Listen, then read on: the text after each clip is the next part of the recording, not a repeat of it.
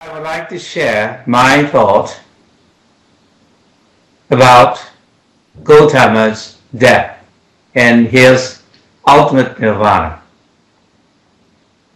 Maha, Pari, Nibbana.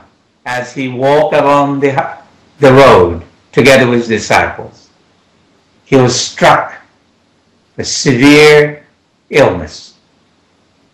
And most of the modern scholars agree that one of the dish served was spoiled, so therefore Buddha suffered food poisoning.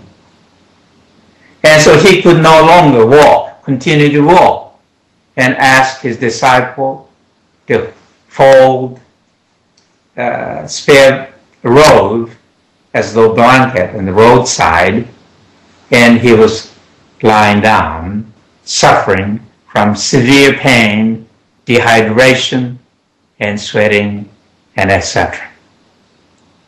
In the eyes of his disciple, it was rather obvious that Buddha's death was near, because it was a very severe illness. And page 121 of this book, Gautama Buddha, I translated. It goes like this. When Sakyamuni was lying seriously ill, Ananda was behind the Venerable Master, leaning against the bedding and crying.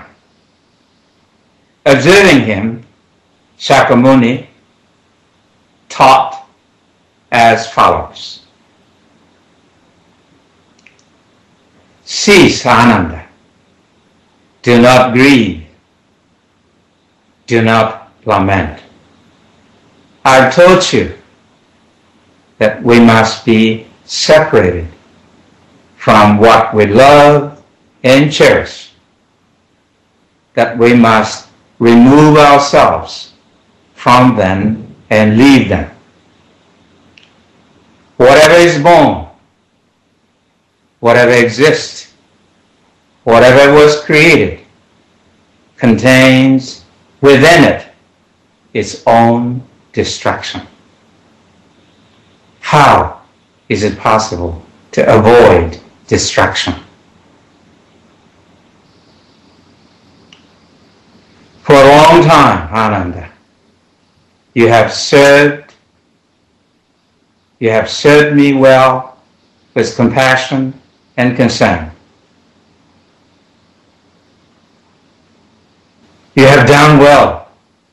Please make endeavors, and swiftly you will become free from pollution. This was his last word to Ananda.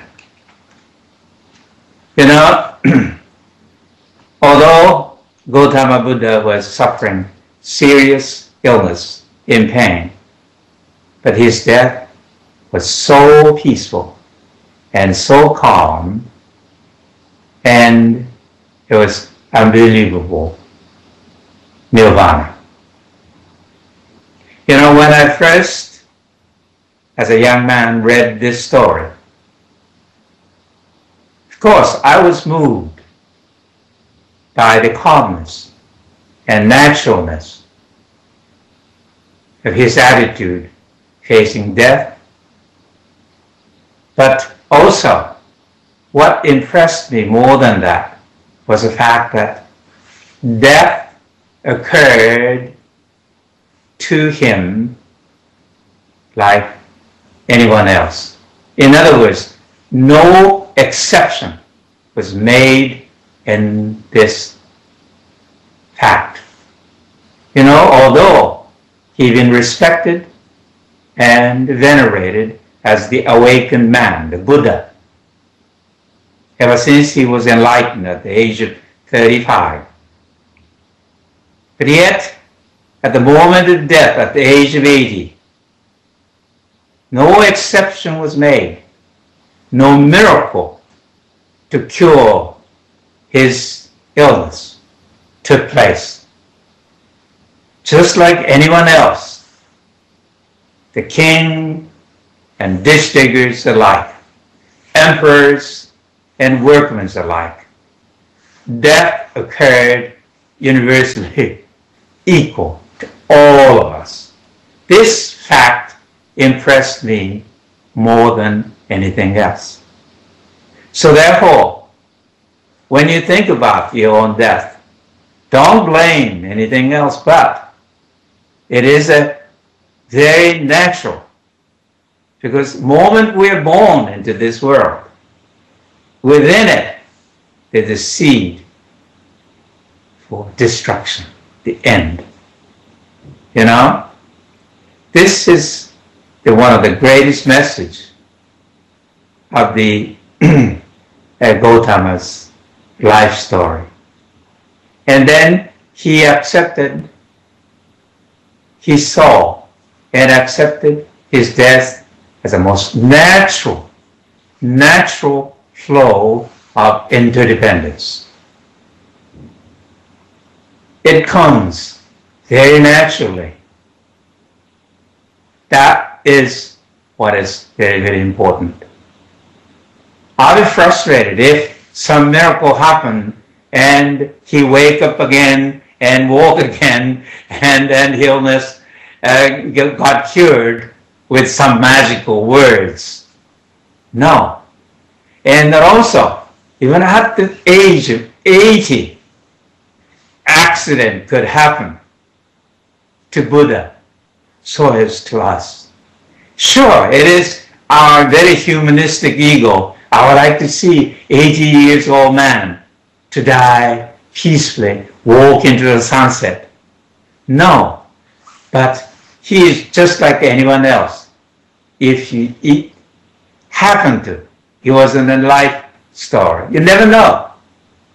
Today, struck by a car on your way back from the Sunday service home, the accident could occur. For Buddha, this meal said happened to be spoiled. So, his natural death impressed me more than anything else.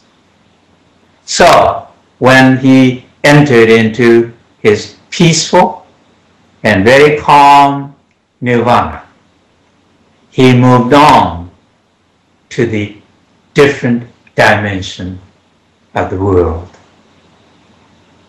You know, his message, his spirit of the Dharma and Nirvana lives on.